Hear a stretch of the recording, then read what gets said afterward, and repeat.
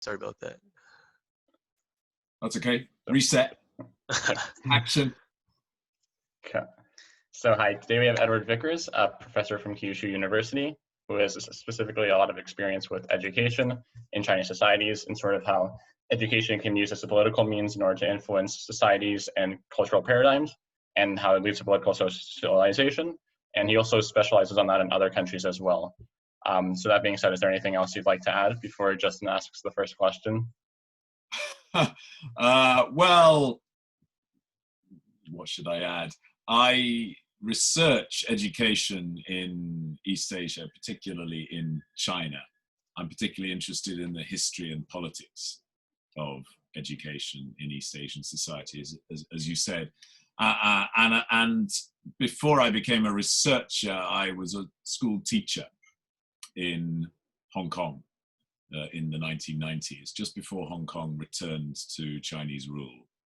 And I was also an author of school textbooks for Hong Kong, English language textbooks for Hong Kong. And later I went to work in China, in Beijing, also helping to write English language textbooks for Chinese secondary schools.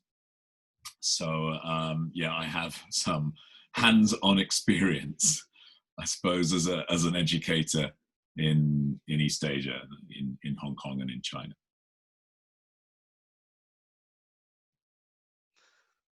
All right, and so to lead on with this first question, history education in East Asia, from what we've Googled and researched, is usually tailored to sort of promote government interests historically and to support an agenda that sort of galvanizes the populace into supporting certain narratives. And that's especially true in mainland China. But could you explain as to what extent this is actually true? Well, I think, before I get on to the specific case of China, it's worth thinking about how exceptional that case is. So you're sitting in America. What role do you think patriotism plays in shaping the narrative of history that's presented to high school kids in America? I suppose general loyalty, but it's not frequently used as sort of a political message. Yeah, I mean, so the system in America, I mean, actually in international terms is quite, I was going to say unique. Every system is unique. Unusual in that, if you look around the world, in most countries, the government plays quite an active role in shaping the school curriculum or in determining what is taught, what should be taught, how it should be taught, setting down guidelines that schools and teachers should follow. Now in America, the federal government doesn't have a role in doing that. Superficially, in America, the school curriculum might look quite liberal in that respect. Yeah, in that states, or depending on the state you're in, school boards, even individual schools themselves or teachers have in theory quite a lot of freedom to decide what they're going to teach and how. But there's been a lot of research done on history education in America, which shows that in practice, the school curriculum for history in America is also quite strongly tinged with ideology. There's a lot of politics behind the shaping of the narratives that are presented in history textbooks in America, and the processes whereby history textbooks are selected for use in schools. So I think we have to bear in mind that when we look at the politics of education, and specifically history education in East Asia, yeah, we're dealing with systems here where the role of government is much more obvious than it is in America. The role of politics, by the same token, is it's much more to the fore. But we're not contrasting a sort of system of here in East Asia, or specifically in China, where government control is, or where politics shapes historical narratives in school, to a system in America or the West more generally, where this is all sort of very liberal and open. It's a bit more complicated than that. Anyway, in China, and specifically in mainland China, so let's leave aside the case of Hong Kong for a moment. In mainland China, the role of government in shaping the way that history is taught in schools is very strong. So there is an official curriculum that is basically set in Beijing that says how history should be taught right across China. Now, that is the case today. If we went back 5 years, or looked at the period from about 2002 to 2016 or 17, China had a system of what was called one syllabus, many textbooks. So across most of the country, different provincial governments, and it's usually the provincial government, could select different textbooks. So superficially, that looks a little bit like the system you have in America, where, well, to a far greater extent in America, the curriculum is set at state level, or at least it is in many states. In China, the idea behind this was that there would be a certain amount of diversity across the country in the way that history was presented. Maybe we can talk in a minute about to what extent that was actually true. But what's happened under the presidency of Xi Jinping is that even that very limited diversity in terms of how history could be taught has been abolished, essentially. So now China is back to where it was basically in the 1990s, or actually the 1980s, where right across China, everyone in every secondary school, every high school uses the same textbooks to teach history. Yeah, so you got I don't know how many 100 million students studying history out of the same textbooks, which are the textbooks edited in Beijing by the People's Education Press. So now that we've got for the most part, we've gotten the elephant out of the room, China, out of the way. Can you also tell us a bit about to what extent this is true in Japan, for example? For example, it's known that here in America, it's just a story that comes out in the news every 2 months or so about sort of World War II denial and denial of any guilt or responsibility. Is that true in Japanese textbooks? Is there any sort of alteration or spinning of the truth? Well, in Japan, the government sets curriculum guidelines centrally. So all secondary schools or high schools are required to follow the same curriculum, but textbooks are published by private publishers. And this is a system that was actually created by America. Congratulations. So until 1945, here in Japan, the government determined the curriculum, but the Ministry of Education also determined the textbooks or published the textbooks itself.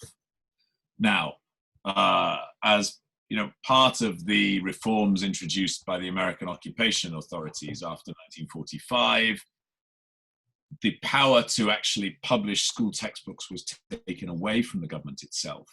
The government is not supposed to produce teaching materials itself. These are supposed to be published by private operators. However, there is a system whereby the government approves textbooks for use in schools. So they're published by private publishers, but before schools are allowed to adopt textbooks, or rather, I should say, not individual schools, because it's not individual schools that can choose which textbooks to use, it's school boards. And this was something else that America did in the late 1940s, was to introduce a system of school boards to Japan. So depending on which state you are in America, the school board has quite a lot of power, doesn't it, over the way that schools are run in your particular district. Now, the American occupation authorities introduced this system of school boards into Japan in the late 1940s, originally with the intention of making these school boards democratically accountable to the local area. So in America, depending on where you are, sometimes school boards are elected, aren't they? Yeah, you have school boards. And there's also influence from individual parents, right? That they can, it's sort of almost like a direct democracy in a way. Yeah, it can be. And that was originally the model that the sort of New Dealers who came over to Japan in the late 1940s had in mind for Japan. But that's not how it worked out. So school boards here in Japan are not directly accountable to local people. They're basically appointed by local politicians, by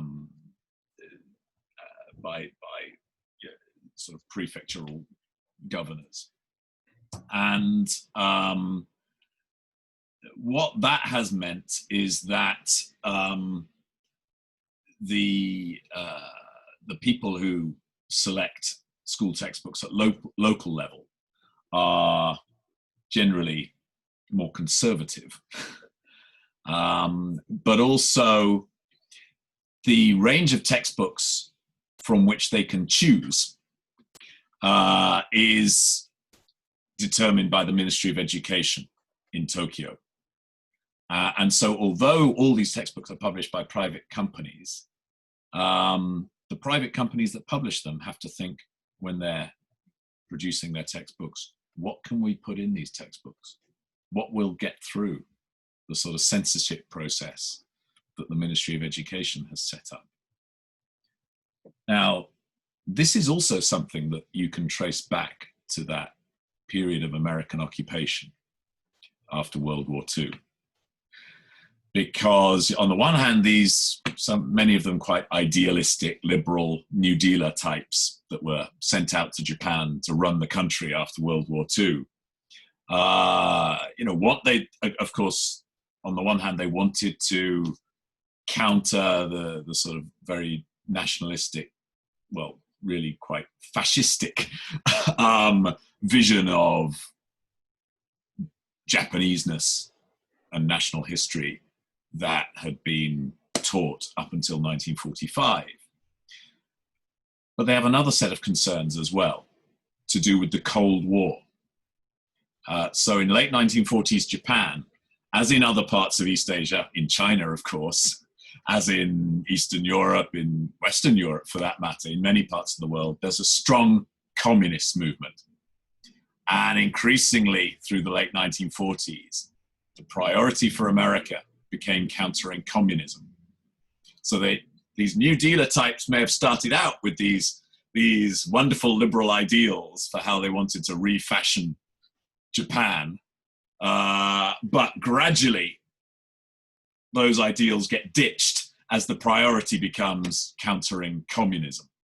And if you want to counter communism, if that's the overriding priority, there's lots of people in Japan who are, strongly anti-communist. And who are the strongest anti-communists? Well, actually the fascists.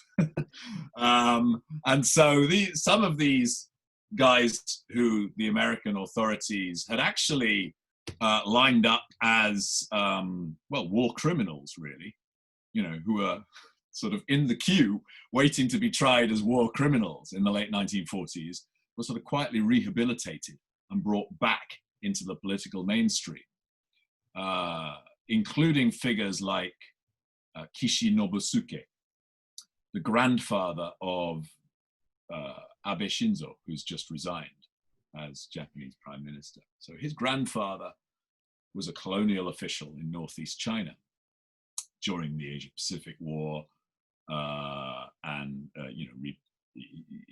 then when the Americans came to Japan, he was initially seen as one of these ultra-conservative figures in the Japanese political elite, who these New Deal types didn't want to have anything to do with. But hang on, if we want to counter communism, actually maybe we need to deal with conservative types like this. They're the sort of rock against communism in Japan. So in the late 1940s, as these ultra-conservatives come back into the political mainstream in Japan, at the same time, in terms of the education system, the American occupation authorities were actually, in practice, quite keen themselves to censor school textbooks, to control what was being taught in school. Because they, on the one hand, they want to revise the nationalist textbooks of the wartime period, but on the other hand, they want to keep out leftist, communist subversion. And so the Americans created this precedent for censoring school textbooks, which people like Kishi Nobusuke, his conservative allies in Japanese politics, were very happy to continue through the 1950s and beyond. And so this censorship, this practice of censoring school textbooks has become institutionalized in post-war Japan. And the extent to which this system has been used to block open discussion or I should say honest or balanced coverage of, in particular, the Asia-Pacific War, it's varied over the last 6 or 7 decades. So there was a period in the 1980s and 1990s when, following a long series of struggles that actually went through the Japanese courts, eventually the ministry was forced, basically, to water down or weaken its controls over school textbooks, partly as a result of those court cases, partly as a result of diplomatic pressure from Korea and China. By the 1990s, there was more openness or more acknowledgement in school textbooks of things like the Nanjing Massacre of 1937, the comfort women, sort of wartime forced prostitution for the Japanese military, experimentation with biological and chemical weapons on live human subjects that was conducted by the Japanese military during the war, forced labor, basically, well, in effect, sort of slave labor for Koreans and Chinese in Japanese factories and coal mines and so forth during the war. These sorts of things were acknowledged to some extent in Japanese school textbooks by the mid-1990s. Now, today, they're not at all. So Abe, in particular, following the return of Abe to the prime ministership in 2012, that system of ministry censorship of school textbooks has been used basically to exclude all of those issues from school textbooks.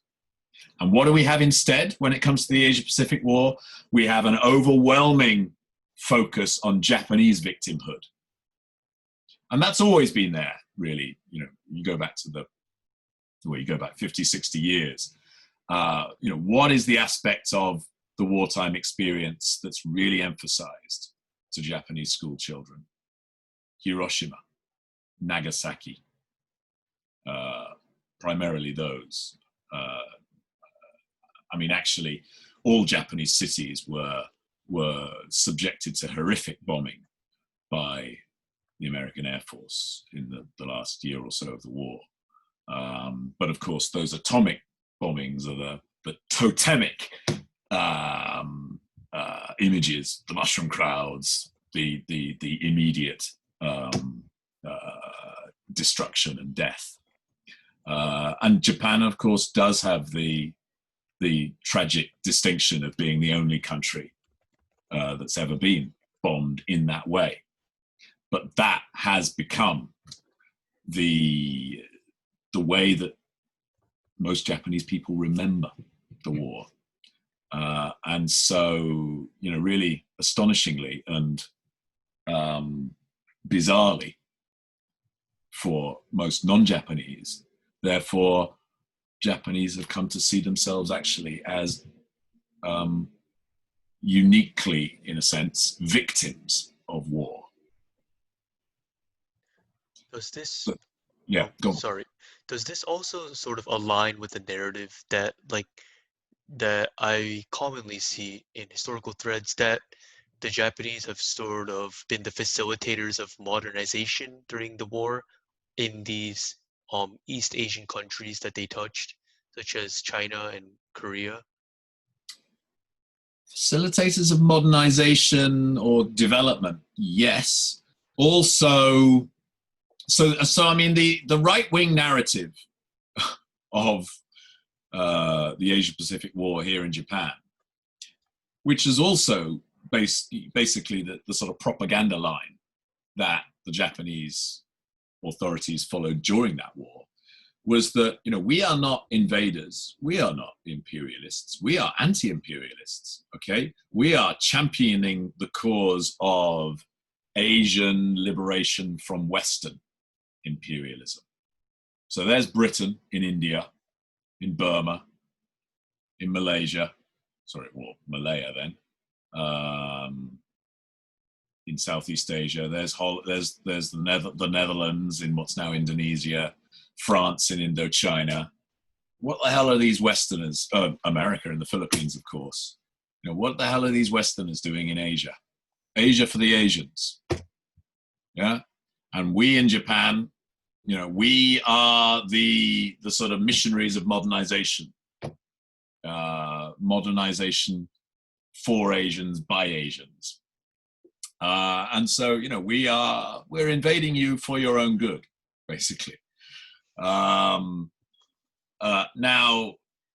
that, as I say, was the sort of propaganda message put across during the war itself, the Great East Asian Co-Prosperity Sphere. And now, of course, the brutality of the reality of Japanese invasion and occupation as experienced by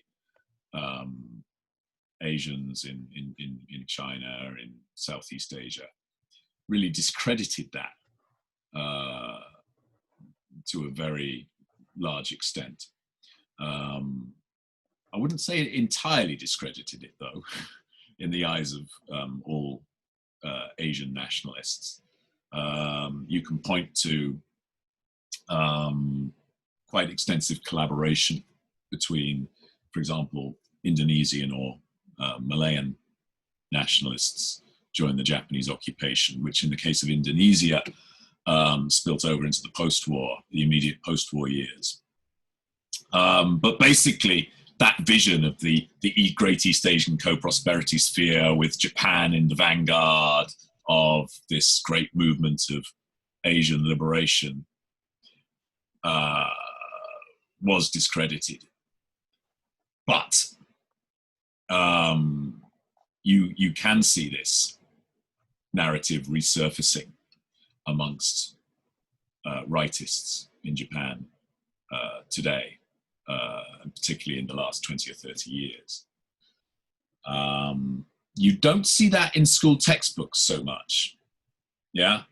I mean, well, there are one or two editions of school textbooks that are more colored by that kind of vision, but they're not used in many schools. Yeah? I mean, this sort of vision of Japan as the savior of Asia during World War II is not really mainstream in Japan, even in Abe's Japan. But you can see it in various corners of the internet here. You can see it in certain museums that basically manifest this right-wing nationalist vision of the Japanese past. So there's a notorious example in Tokyo, the Yasukuni Shrine, which has a big museum that basically promotes that message. You can see it here in Kyushu, down in southwest Japan, where there is a museum which extraordinarily calls itself a peace museum to kamikaze pilots, right down in the south of the island where I am, Kyushu, which was a base for kamikaze pilots towards the end of the war. This is where they trained, where many of them took off to go and sort of fly themselves into American battleships around Okinawa. And that base has been turned into a museum which calls itself the Chiran Peace Museum to kamikaze pilots. And you think about that for a moment, you think, hang on, this is a museum to suicide bombers. This is a museum to suicide bombers that is promoting itself as a peace museum. Yeah, it's a bit like setting up a peace museum in, I don't know, Riyadh in Saudi Arabia, the peace museum to the 9/11 martyrs. Yeah, I mean, that's the equivalent, really. But no one makes that connection. I'm from the Middle East. That's actually like really common. Like peace memorials towards terrorists and people who maybe other people wouldn't consider martyrs. Yeah, exactly. So going off of that, let's shift gears a bit from Japan to back to the elephant in the room, China. So one of the main tenets and one of the things that's well known about the Communist Party is that they're kind of sort of under existential threat. In the year 2020, it's pretty easy to ask, why is there even a Communist Party? Why isn't there just, a capitalist democracy there? So in regards to that, how exactly does the Chinese Communist Party sort of try to subvert their population through education in order to say the Chinese Communist Party is great and it's pretty much synonymous with China in general? Yeah, well, it's a good question. How communist is the Chinese Communist Party? And it's a difficult one to answer, actually, because there are conflicting messages that the Communist Party is sending out, particularly at the moment under Xi Jinping. I mean, 5-10 years ago, I think, certainly I was pretty clear. I mean, it's a Communist Party in name only, really. It's a Leninist party. So there's a distinction to make between communism and Leninism. What do we mean by Leninism? Basically, the system of a single party state. A state where the party permeates everything. All public institutions, companies as well. Yeah? So that, really you can't separate state from governing party. There's a kind of parallel system. So you have the institutions of the state, the presidency, the parliament, local government. You have institutions like universities, companies. On the surface, and in America. But then alongside that, you have the institutions of the party, which kind of shadow all of those institutions. And where does power lie in this Leninist system? Does it lie with the state or does it lie with the party? Well, it lies with the party, ultimately. So the Communist Party in China has never stopped being Leninist, yeah, in the sense that it's maintained that system of party control, and never really shown any sign of willingness to relinquish that. But that's not necessarily the same as communism. So in fact, the Kuomintang, which was the governing party in Taiwan, which was basically operating a one-party state in Taiwan until the 1990s, that is also a Leninist party, or it was a Leninist party, but not a communist party. So it didn't promote the idea of class struggle. It didn't promote socialism in the sense of egalitarianism, equality. In a sense, it was operating a form of state capitalism, the Kuomintang in Taiwan, up until the 1990s. Now, I mean, essentially, I would say that's what we have now in China. The Communist Party in China now is actually much more like the Kuomintang in Taiwan before the 1990s than it is like the Communist Party in China under Mao Zedong. So it's very intent on maintaining its control over Chinese politics, Chinese society at every level. But it's much more pragmatic when it comes to matters of economics. Yeah, and it's not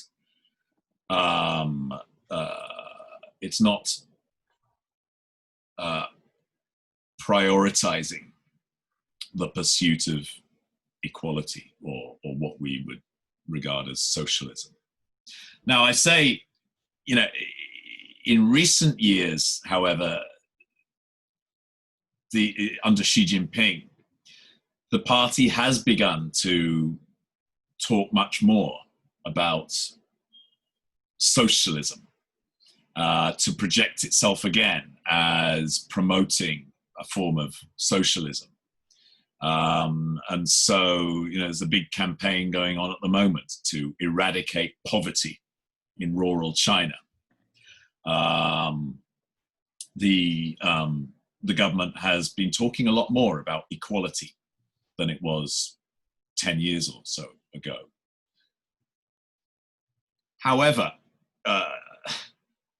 how far the party is willing to go in practice to challenge vested interests, to redistribute wealth in Chinese society remains a big question. I think what we're looking at in practice is something that the British government, of course, the very right-wing British government talks of as a levelling up agenda. So I don't think the Communist Party, even under Xi Jinping, is really in the business of large-scale redistribution of wealth. What they are still very much about is control in the Leninist model. And rather than relying primarily on socialism or on socialist messages as their sort of ideological bedrock, what are they talking about now? They're talking about traditional Chinese values.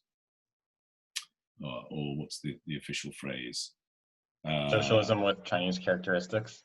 Well, yeah, that's old hat though. We've gone beyond that, or further in terms of bringing the notion of tradition back into the ideological equation. So socialism with Chinese characteristics is still about socialism, right? It's still emphasizing that this is a socialist country.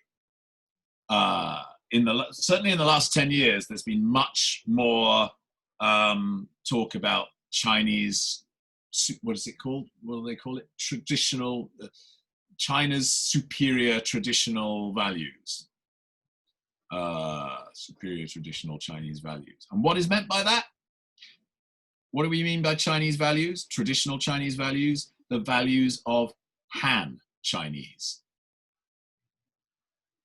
So not Tibetans, not Uyghurs, not Mongols, not these various other minorities, but the values of the Han minority, the Han majority.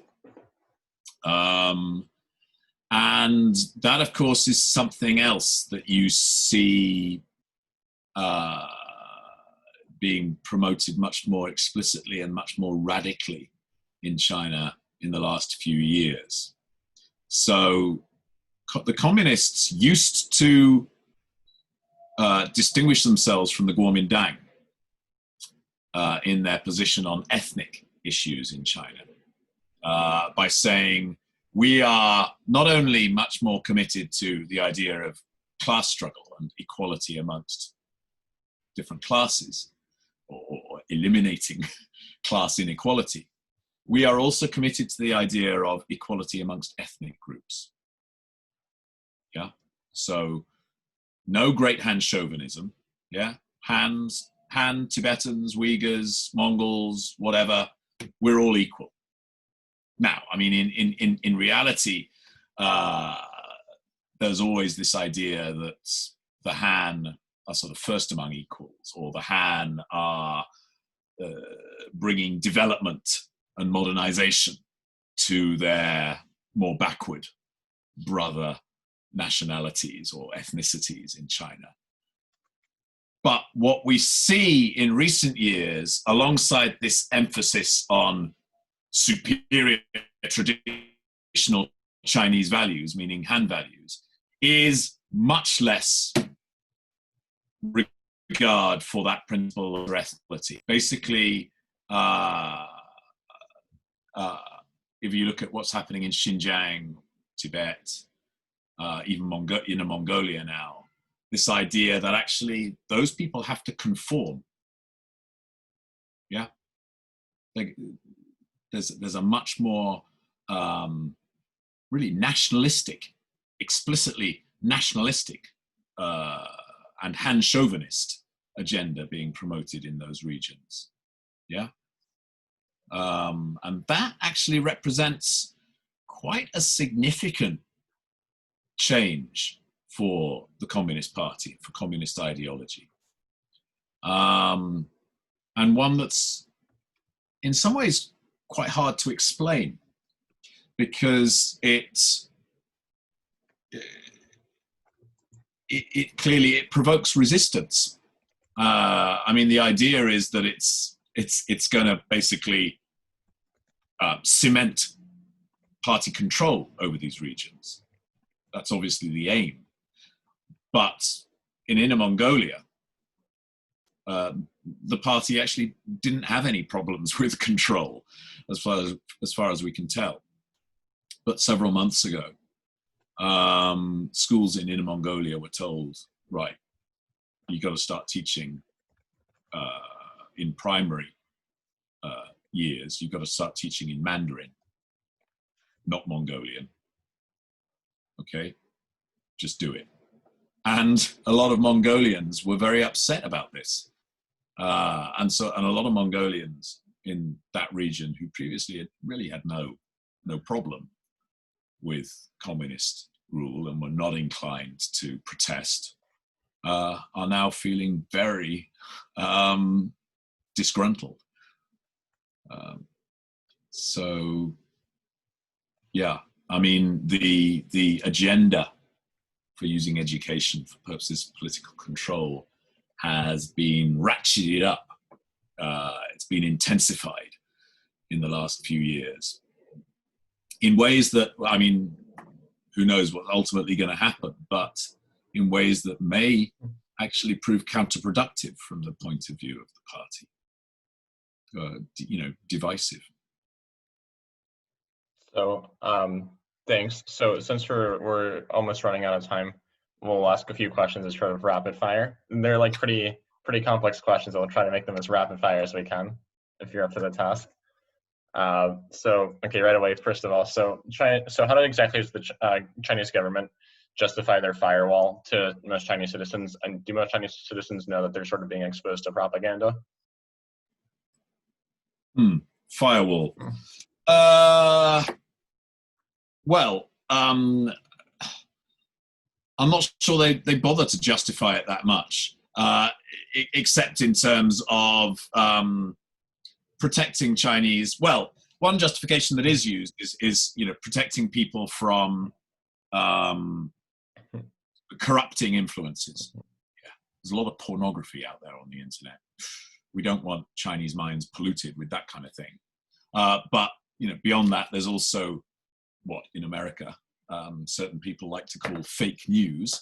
We've got to make sure that that's filtered out for the benefit of the Chinese people. And also, subversive content. Attempts to divide China by promoting Tibetan independence, by promoting separatism for the Uyghurs, by promoting, separatism in Hong Kong or Taiwan.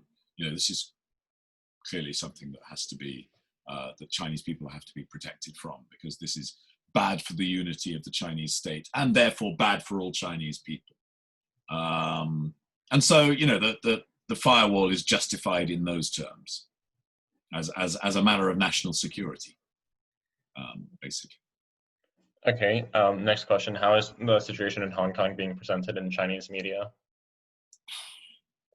Okay, well, I mean, how is Hong Kong generally presented in China?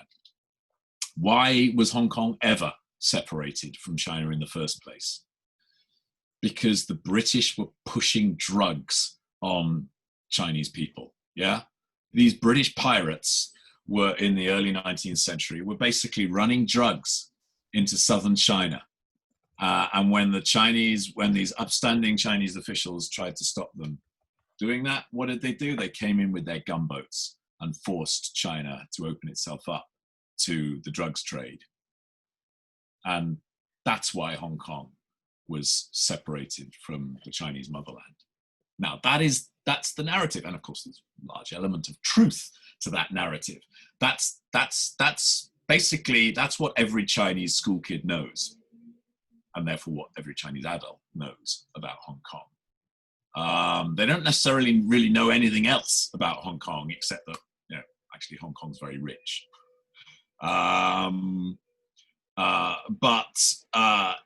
If you see Hong Kong's separation from China purely in those terms as a result of foreign imperialism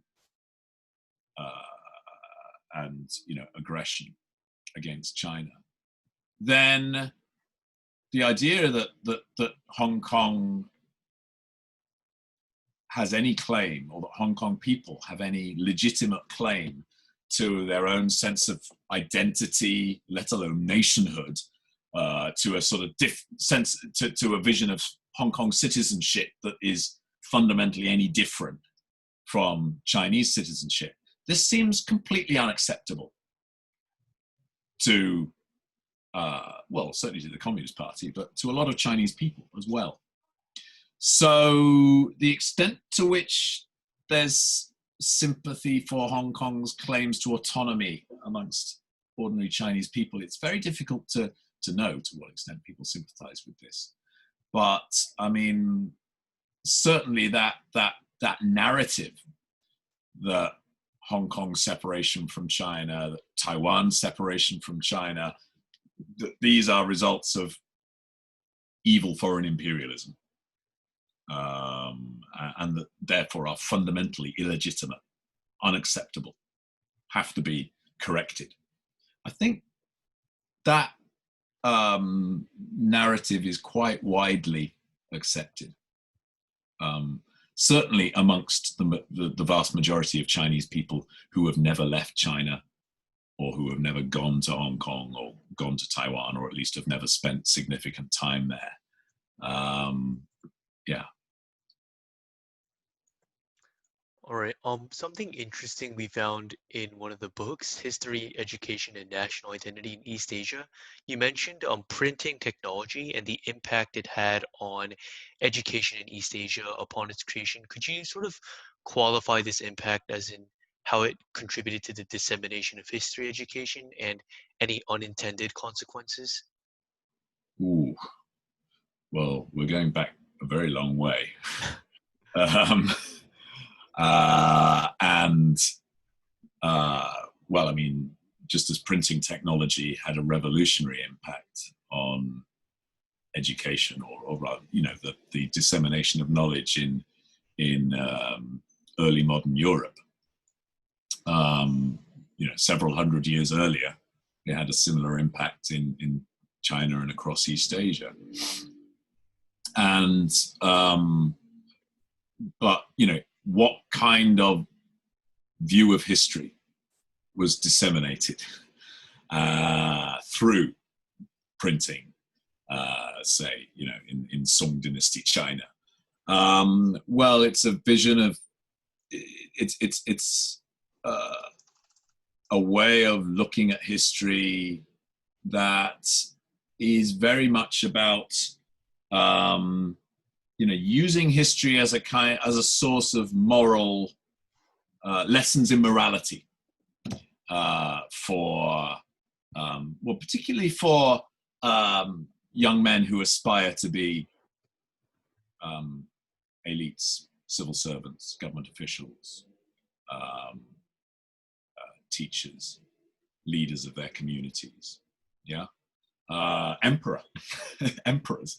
Yeah. A lot of the sort of classical texts on Chinese history are about the sort of interactions between emperors, kings, and their advisors, or other kings, other rulers.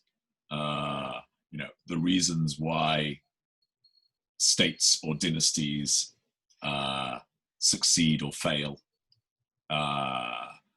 how that story of success or failure is related to the virtue or wisdom or stupidity or turpitude of public figures.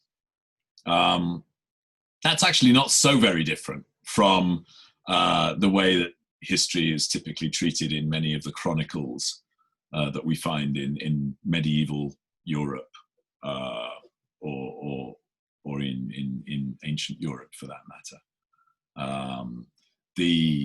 There's a phrase from Europe: the idea of history as a mirror for magistrates. Yeah, it's a mirror in which you can see, you know, you see yourself as a potential ruler. If I behave like this, this is what's likely to happen to me. If I behave like that. And so, yeah, history serves that sort of moralizing function traditionally in China and across East Asia. And it's also a carrier for, you know, of course, visions of what it means to be Chinese culturally. And so it's very difficult to separate history from ethical instruction in traditional Chinese education. And you know, ethical instruction is fundamentally what a lot of the sort of curriculum of the traditional Chinese academies is about: instruction in ethics and instruction in proper or wise political conduct as well. Yeah. So, going after everything we've said today so far, how does that apply to Taiwan? Is there a lot of emphasis on sort of pushing a political narrative in school textbooks, or is it just that's mostly free of that, like Japan, like a tiny bit in Japan and it's largely in the US? Taiwan's a very, very interesting case. So I mean, I said earlier that, you know, the Communist Party in China today, in some ways, is operating like the Kuomintang in Taiwan before the 1990s. Now, there's more to that than just saying, you know, they're both Leninist parties, they're both one-party states. What was the ideology that the Kuomintang was pushing in Taiwan during the 40 years of martial law up until the late 1980s? It's an ideology of Chinese nationalism. And it's also a highly traditionalist vision of what it means to be Chinese. So very much about, you know, Confucius, this glorious, ancient heritage of Chinese culture. And for the Kuomintang, of course, this is also a way to distinguish themselves from the communists. So we, the Kuomintang, are protecting this heritage. They, the communists, those bandits, are destroying it, especially during the Cultural Revolution. Now, it's a great irony of the history of the last 30 years that the Communist Party has actually really adopted that ideology, lock, stock, and barrel. So the Communist Party now in China has basically sort of sidelined socialism and adopted that vision of Chinese nationalism tied to traditionalism that was typical of the Kuomintang up until like 1980s or indeed the 1990s. But what's happened in Taiwan? Taiwan has rejected that. Yeah, so Taiwan has, since the 1990s, really very rapidly and very radically rejected that vision. And always in Taiwan, that was a vision that was pushed by the Kuomintang that was dominated during the martial law period by a mainlander elite. So basically exiles who'd come from mainland China to Taiwan in the 1940s and then formed the government in exile of the Republic of China on Taiwan, and spent 40 years basically hammering home this message to ordinary Taiwanese people: your country is China. Despite the fact that this government in Taiwan didn't control any part of China apart from Taiwan, and so the longer that went on, and the more remote actually reality in Taiwan became from reality in mainland China, the more these kinds of messages of Chinese nationalism in Taiwan basically didn't sort of make any sense to ordinary Taiwanese people. In order for propaganda to succeed, and this is I think a key point, propaganda, brainwashing education, if you like to call it that, it doesn't necessarily work. If it works, when it works because it's able somehow to appeal to elements of the lived experience of the people that it's directed at. And this wasn't happening in Taiwan by the 1980s and 1990s. The school curriculum's telling us we're Chinese. It's telling us that our country is this, huge Chinese realm, including, incidentally, Outer Mongolia, which China didn't rule at all. Every Taiwan classroom had this huge map of China on the wall. But everyone knew that actually the only bit that the government controls is this tiny island, sort of off the chin of China. Are you joking? Are you expecting us to believe this stuff? I think by the 1990s, that's the reaction of an increasing proportion of Taiwanese people, and of course, especially younger Taiwanese people who have no experience, no memory of China in the larger sense. And so, in reaction to that, you find this growth of Taiwanese nativism, this growth of really Taiwanese nationalism, which has its own problems. But that has become the mainstream really in Taiwan since the 1990s. Now, there's a parallel to be drawn here between Taiwan and Hong Kong, and again, you compare the communists today with the Kuomintang in Taiwan before the 1980s.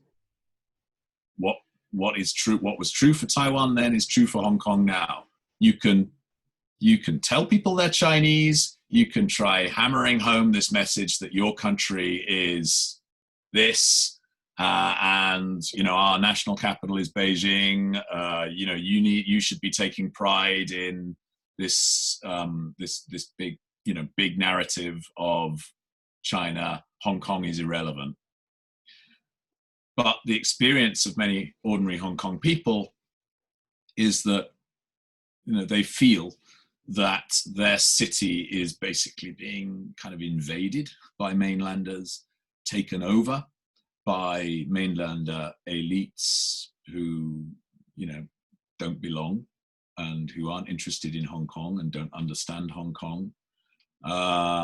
And so the message that, you Hong Kongers should see yourselves as Chinese, should identify with mainlanders, is contradicted by the lived experience of Hong Kongers, who many of whom feel that their city is really being taken away from them and ruled by outsiders.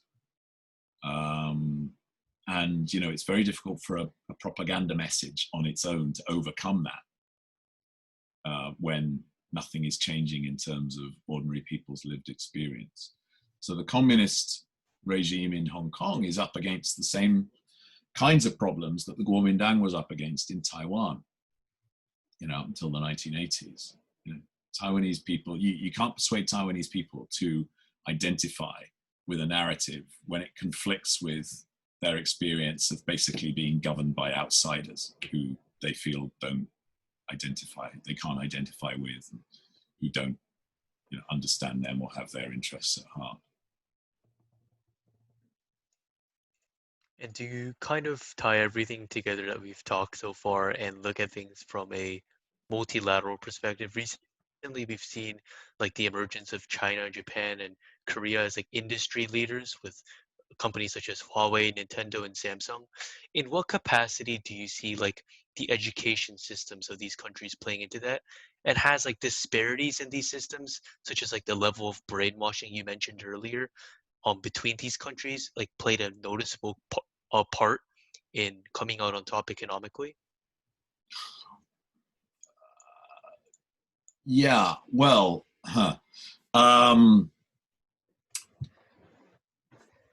there's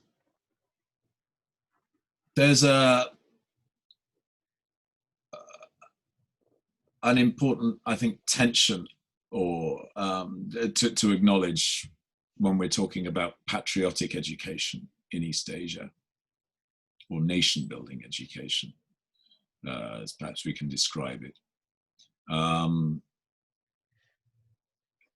States and education systems in China, Korea, Japan, Taiwan have been very successful. Well, actually, in some other Asian countries as well, but particularly here in Northeast Asia, they've been very successful, I think, at promoting a unifying sense of national identity and using history to do that. And there are advantages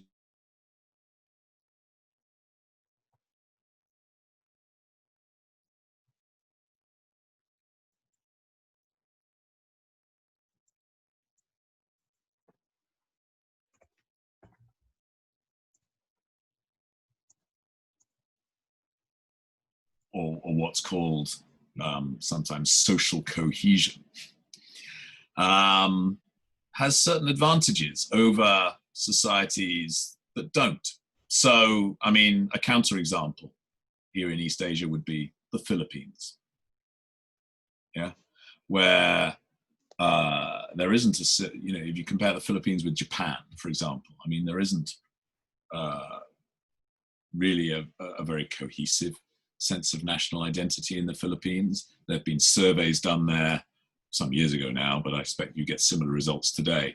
Or maybe you wouldn't under Trump, but the Filipinos were asked some years ago, if you had a choice, would you prefer to be American or Japanese or Filipino or what? And the survey that was done in the 1990s, Filipinos overwhelmingly said, yeah, you give us a choice, we'll be American. Maybe number 2, Japanese. Number 3, Filipino. Now, I mean, to respond like that would be unthinkable, I think, in Japan or in Korea or in China. Yeah. There's no question. We know who we are. We're Japanese, we're Korean, we're Chinese.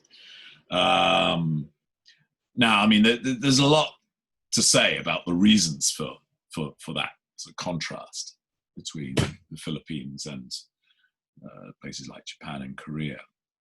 But I think this sense of shared identity and the cohesion that goes with that has played a part in the willingness of people in China, so as well in I was going to say more in Japan, in Korea, in Taiwan, to sort of make sacrifices to some extent in the cause of economic growth, in the cause of, you know, strengthening the nation.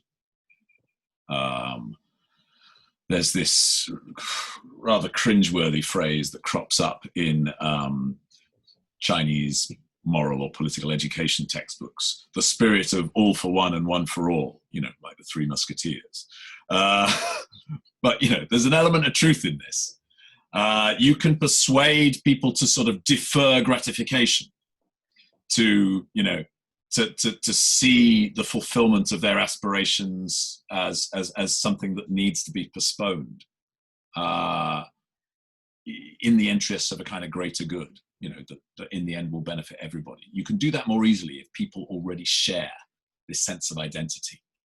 And sharing a sense of identity means, you know, feeling that these other people who belong to this bigger group, China, Japan, Korea, Taiwan, are basically, they're like me. And because they're like me, you know, I'm willing to sort of pool my interests with theirs. This is a source of, you know, we shouldn't sort of dismiss this. There's a liberal tendency, which I will say I share, to be very suspicious of patriotism. But it, you know, it's important, I think, you know, and it can carry benefits, but it also, of course, carries huge risks, because, you know, what goes along with this, unfortunately, right across East Asia, is xenophobia. Yeah. Unfortunately, you know, the promotion of a strong sense of national identity and shared belonging, the flip side of that is often to say we are morally superior to outsiders, and particularly to, you know, specific outsiders, Koreans, Chinese, yeah, and also this has become tied to a sense that we are victims, they are perpetrators. So I mentioned earlier, in the case of Japan, you know, what distinguishes Japan for many Japanese? Actually, love of peace, this idea that Japan is a peaceful nation. Why is Japan a peaceful nation? Because Japanese understand better than anyone else how terrible war is, because Japan's the only country that's ever been, you know, suffered atomic bombing. Japanese, more than any other nation, understand peace. So we're victims. Yeah, victimhood gives us this moral superiority. Yeah, but hang on. I mean, for China, what gives China its moral superiority? Well, actually, all sorts of things, including superior traditional Chinese values, but also victimhood. China has never invaded another country. No. China has experienced imperialism, colonialism from Westerners, from Japanese, terrible invasion. And, you know, this is a defining characteristic of what it means to be Chinese. Let's not talk about Chinese colonialism, you know, in Central Asia, or Chinese expansionism, or the extent to which Chinese have been victimized by other Chinese, or by their own government. let's not talk about all that. No, let's focus on this core distinction between Chinese as morally justified, morally pure victims, and foreigners as evil perpetrators. There's this sort of pathology, as I've called it, pathology of competitive victimhood that's associated with patriotic education in East Asia, which is the dangerous side, because it maintains, it fosters this abiding hostility between the different nations of East Asia.